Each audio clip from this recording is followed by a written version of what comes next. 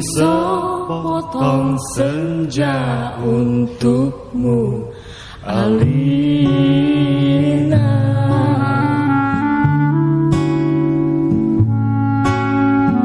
Ku kirim padamu sepotong senja yang lembut,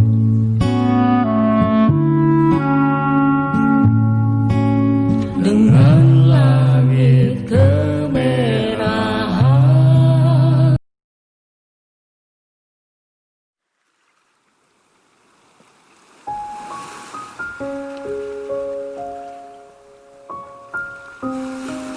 Sukap yang dalam. Senja yang kau kirimkan sudah kuterima.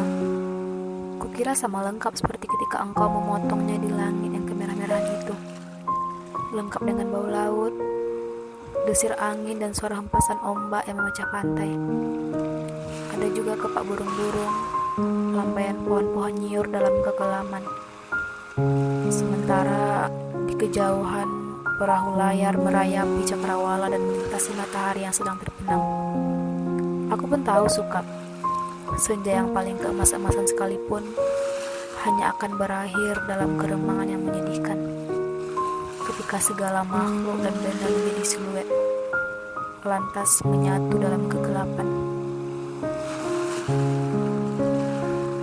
Kita sama-sama tahu keindahan senja itu, kepastiannya untuk selesai dan menjadi malam dengan kejam. Manusia memburu senja kemana-mana, tapi dunia ini fana Sukap.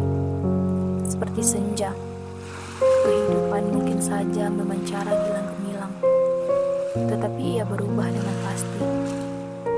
Waktu mengubah segalanya tanpa sisa, menjadi kehitaman yang membentang sepanjang pantai, hitam, sunyi, dan kelam. Rupa-rupanya dengan cara seperti itulah dunia mesti berakhir. Senja yang engkau kirimkan telah menimbulkan bencana tak terbayangkan. Apakah engkau tahu, suratmu itu baru sampai 10 tahun kemudian. Engkau tidak akan tahu Sukap. Seperti juga engkau tidak akan pernah tahu apa yang terjadi dengan senja yang kau kirimkan ini. Senja paling tai kucing dalam hidupku Sukap. Senja sialan yang paling tidak mungkin diharapkan manusia. Senja ini baru tiba setelah 10 tahun.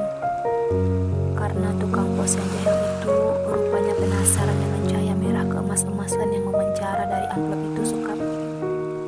Cahaya itu telah mengganggunya semenjak ia menggenjot sepeda dari kantor pos, berkilau-kilau dan memancar di atas surat yang tergantung di boncengan sepeda. Begitu rupa, sehingga cuaca siang hari menjadi kacau, angin menderu dan ombak terdengar menghempas-hempas, meskipun ia bersepeda mendaki Bukit Kapur.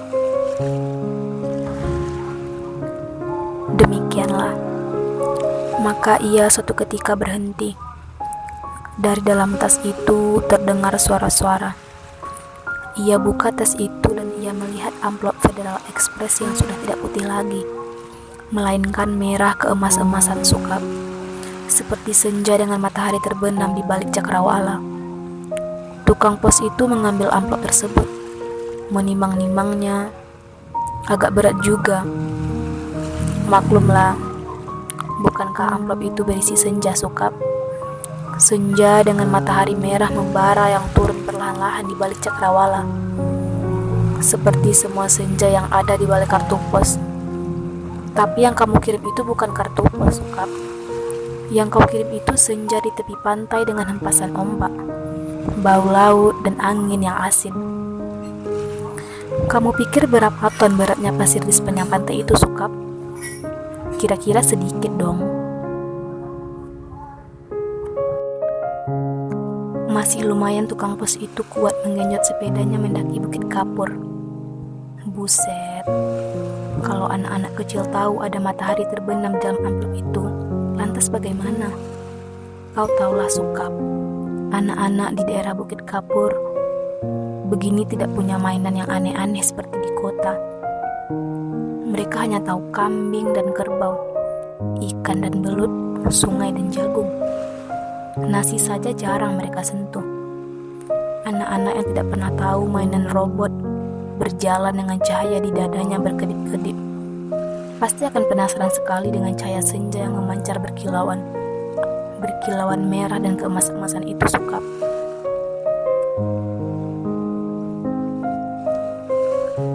Mereka tidak pernah melihatnya Sukap, karena tukang pos itulah yang telah mendahului mereka. Ia menimang-nimang bungkusan berisi senja itu, mendengar-dengarkan dan akhirnya mengintip. Tentu saja dalam amplop itu dilihatnya senja Sukap, senja terindah yang paling mungkin berlangsung di muka bumi. Ia mengintip dan terpesona. Ia buka amplop itu. Sebetulnya menurut kode etik profesi itu tidak boleh. Tapi manusia manapun bisa melakukan kesalahan, bukan? Ia buka terus amplop itu dan melihat senja dengan langit merah keemas-emasan di dalam sana, dan melihat mega-mega berpancar seperti perahu di danau, memberikan perasaan nyaman dan tenang. Siapa yang tidak suka merasa nyaman dan tenang di dunia ini Sukap? Di sebuah dunia yang miskin masih bersimbah darah pula. Maka jangan salahkan tukang pos itu Sukap, jika ia kemudian menjadi begitu penasaran memasuki senja yang terbentang tidak ada yang tahu apa nasib waktu. Ketika anak-anak akhirnya berkerumun di sekitar sepeda yang tergeletak itu, mereka hanya melihat cahaya senja yang kemerah-merahan yang semburat membakar langit. Amplop itu hanya bocor sedikit, tapi akibatnya sudah begitu rupa. Ini semua gara-gara kamu Sukap. Sukap yang malang, bodoh dan tidak pakai otak. 10 tahun lamanya tukang pos itu mengembara di dalam amplop. Kita tidak pernah tahu apa yang dilakukannya di sana. Apakah dia kawin, beranak pinak, dan berbahagia, atau selama itu dia hanya duduk saja memandang matahari terbenam dengan perasaan kehilangan. Sementara langit yang tadinya merah keemas-emasan perlahan-lahan menggelap kebiru-biruan.